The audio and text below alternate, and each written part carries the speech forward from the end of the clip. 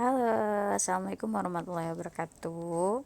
My student on 11 graders. Okay, we are going to continue our material from the last week ya. Tapi sebelumnya there is an announcement. Ibu udah sih menghubungi salah satu di antara teman-teman menginform bahwa karena tercecer tuh jadwalnya selama covid aja dah ya, dan selama daring. Jadi kelas 11 tuh ada di kelas di Kamis, di Jumat, dan di Sabtu. Jadi kadang khawatirnya ibunya nggak fokus, jadi ya udahlah kita hari Sabtu aja untuk kelas 11 ketemunya. Jadi ibu kan standby tuh hari Sabtunya kalau ada ngebahas apa-apa yang harus didiskusikan, kalau ada apa yang harus nanya, ada yang nanya begitu ya. Itu satu pengumumannya.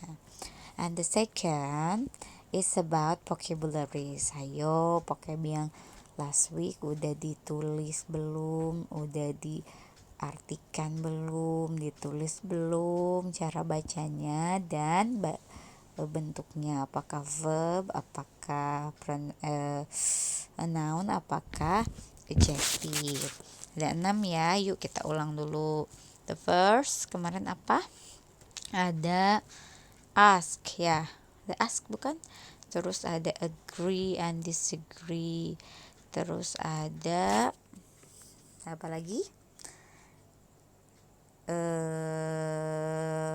Ada apa coba? Nah itu sekalian ibunya ngetes. Nah kita sekarang tambahin. Maksudnya kalau kemarin ada 6, nah pekan ini ibu tambahin 4, jadi ada 10. Mulai pekan depan, berarti hari Sabtu depan, ibu akan random video call ya kalau masih daring. Satu kelas 4 atau 5 orang gitu. Di video call tuh harus ngapain nih sis? Ya harus menghafal ya, paling berapa detik sih, misalkan teleponnya sama ibu kan ada tuh di grup, misalkan nyaut nih, halo ayo silakan, atau miss bisa nyontek ya, itu sih back to yourself ya, kalau mau nyontek sok aja, cuman ibu kan bisa ngelihat matanya itunya gitu, tapi kan cuman 10 juga nggak terlalu berat ya, hafalin. Misalkan ini tambahannya untuk pekan sekarang, visit, topik, interesting, and store. Yang 4 ini juga sama, cara bacanya, arti bahasa Indonesianya, dan bentuk katanya. Visit, cara bacanya visit biasa, lalu bentuk katanya adalah apakah verb kata benda, apakah kata kerja, apakah noun kata benda, ataukah adjective kata sifat, begitu ya. So there are 10 vocabularies that you should remind, and you have to ready if I call you randomly ya, harus siap. Nanti ibu ngambil nilainya dari sana. Oke, that's about perubahan jadwal dan vocab.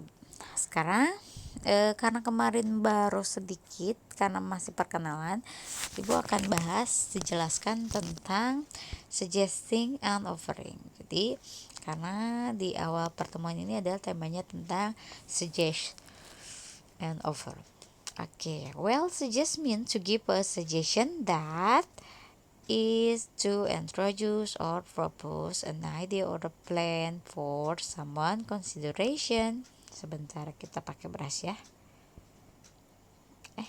Mana apa ya? Nah ini yang ibu maksud. Jadi dari artinya juga bahwa suggestion itu suggest itu menyarankan, itu ya memberi saran. Suggestion itu social functionnya untuk apa? To facilitate interpersonal communication between different people. Jadi biar ada komunikasi. Jadi untuk memfasilitasi komunikasi. For example, let's finish our homework first. Let's go home. Jadi kita tuh mensuggest orang, menyarankan, yuk gini dulu, yuk gini dulu. Nah, ini biasanya expression yang dipakai. The first, let's, why don't we? Kenapa kita enggak? Why don't we go to beach? this afternoon, misalkan. Kenapa kita nggak ke pantai ya gitu. We could, bisa. What about go to library gitu. How about, hampir sama dengan I suggest that, saya menyarankan. You might want to change. I think, I don't think. Ini adalah expression of making suggestion.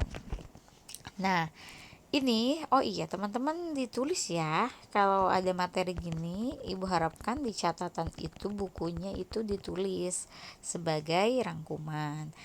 Kenapa sih harus nulis? Bukan, sekarang udah digitalisasi. Tetap aja nulis itu adalah memberikan kita aktivitas tangannya ya, biar nggak ngetik mulu.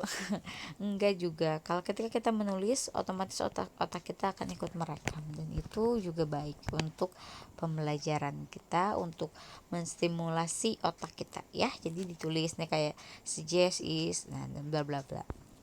Nih ada example-nya ya. Example-nya, nah ini, let's go to the library. Terus let's go to the movies. Why don't you do your homework before going out? We could eat at home today. What about eating at the new place? How about going to Sam's place first?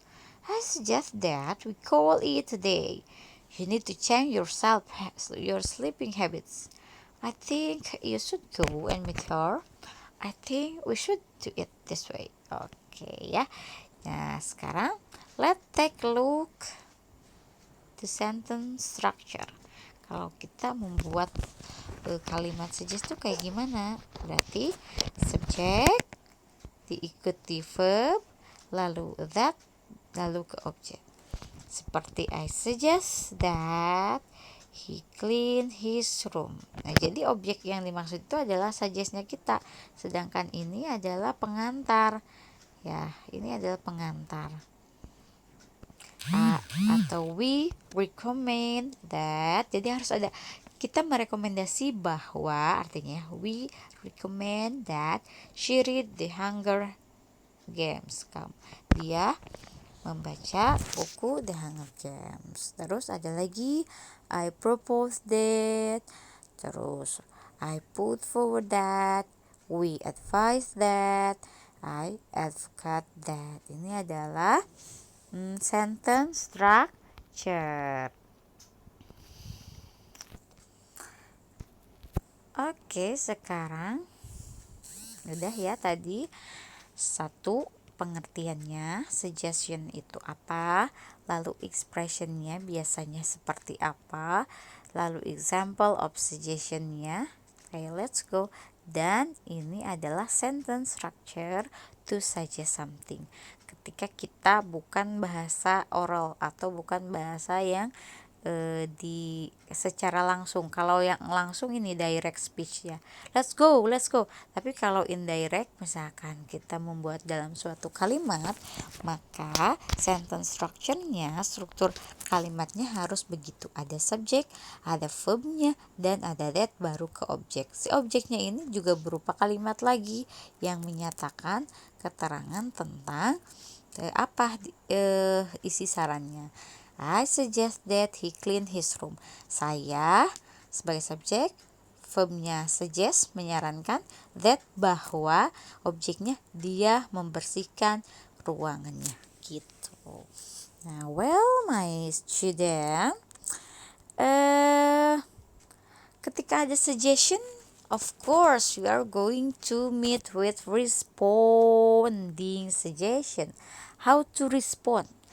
Kadang kan kita merespon, harus merespon.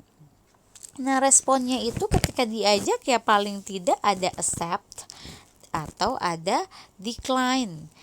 Accept itu artinya menerima, decline itu menolak. Kalau kita contohnya let's go to movie, let's go gitu ya. Sedangkan kalau kita tidak menerima, decline, maka kita nyatakan no thank you, I do No thanks, I do not feel like going.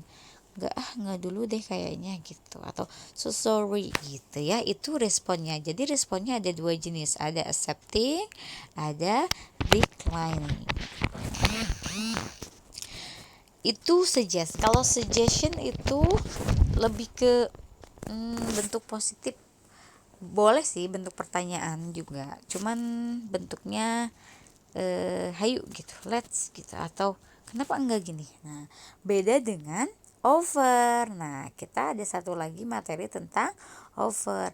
Kalau offer mean to give something physical or abstract to someone which can be taken as a gift or a trade. Jadi kalau offer mah penawaran, kalau suggestion saran, beda kan kalau penawaran. Nah, offer social functionnya juga sama untuk facilitate interpersonal communication between different people. Jadi ini adalah masih bentuk ekspresi gitu. Apakah bentuk ekspresi dari offering something itu? Mari kita lihat. Ini ekspresinya ya. May I? Can I? Shall I? Would you? Then how about? Example of offers.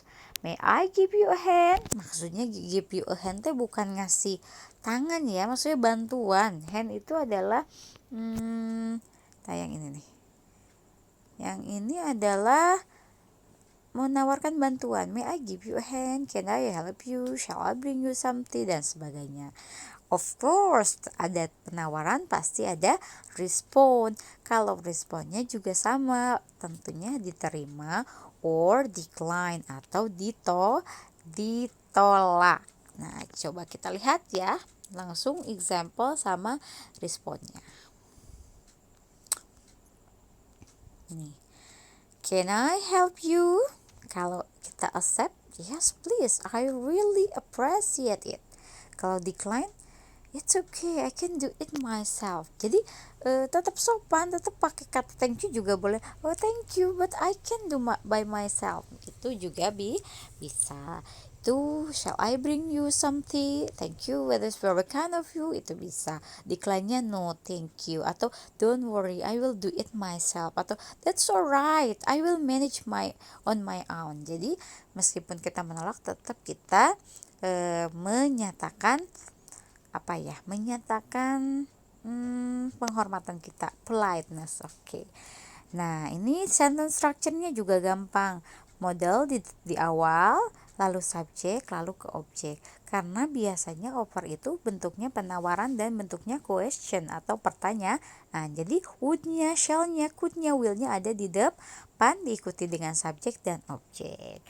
Itu saja. If you have many question, misalkan masih bingung, diulang-ulang udah berapa kali Bu ini ngedengerin video Ibu, misalkan ya, ngelihat video Ibu ternyata belum ngerti. Nah, gitu.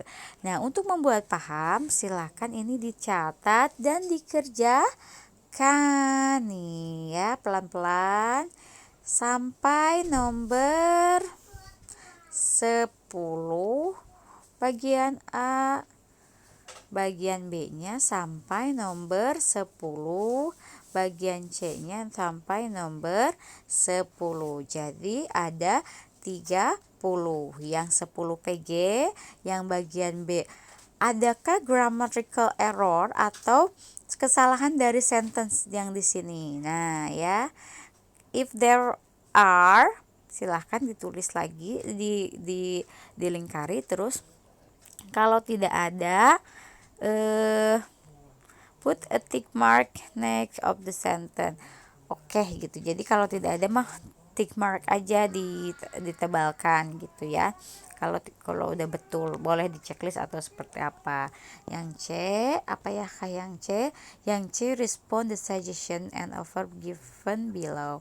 Kalau can I help you, apa responnya gitu ya. Itu dikerjakannya sampai kapan? Ibu kasih waktu 3 hari ke depan. Nanti jadi ditulis tangan, dikerjakan, di foto, jangan lupa namanya. Nanti submitnya atau kumpulkannya di Google Classroom. Nanti ada kolom assignment atau tugas di sana. Bu, boleh nggak sih nanya ke teman, diskusi? Boleh, ya sangat boleh, nggak apa-apa. Atau nanya ke ibu kalau nggak ngerti boleh di hari Sabtu itu atau di hari selanjutnya. Yang penting ya teman-teman, berarti paling telat mengumpulkan hari Selasa 18 Agustus 2020. Oke, thank you very much for your attention. Don't forget to always keeping healthy, and of course to always pray to Allah. Mudah-mudahan kita bisa tetap sehat dan cepat berakhir pandeminya. Wassalamualaikum warahmatullahi wabarakatuh.